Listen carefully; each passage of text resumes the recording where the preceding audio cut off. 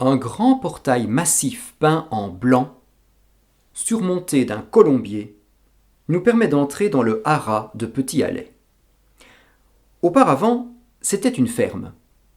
Son entrée laisse deviner qu'elle appartenait au seigneur de Petit-Alais, qui la possédait en effet au XVIIIe siècle.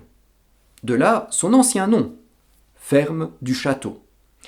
C'est de cette époque que date le grand portail.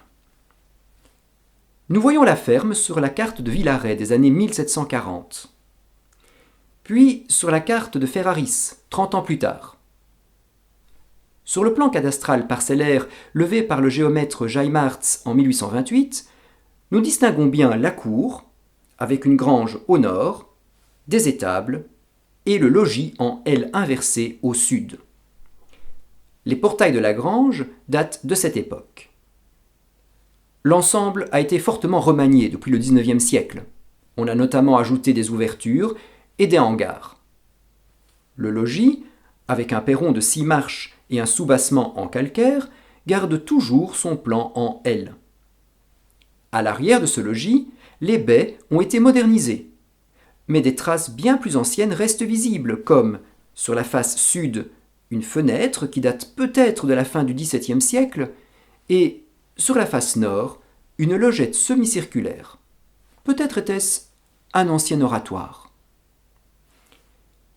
Si nous comparons des photos de la cour des 20 dernières années, nous sommes immédiatement frappés par les nombreux dessins ornant aujourd'hui les murs. Nous ne sommes sans doute plus du tout dans une ferme. En 2016, Joseph Cleren a vendu sa propriété à Thiago de Alès, qui avait de grands projets pour le bâtiment. En faire un centre équestre et y créer un gîte avec des appartements. Aujourd'hui, c'est ainsi un haras de renommée internationale, où il est aussi possible de loger, non pas dans les écuries évidemment, mais dans des chambres tout confort au sein du logis, ou dans des appartements nouvellement aménagés. Nous y trouvons même une piscine, un bar, un restaurant et une épicerie fine. Mais que viennent faire les graffitis dans notre histoire ? En 2024, des graffeurs internationaux sont venus ajouter, chacun dans son style, une dimension artistique au domaine, en le transformant en musée d'art urbain. Un musée vivant, car les œuvres sont régulièrement renouvelées. D'autres œuvres sont même mises en vente.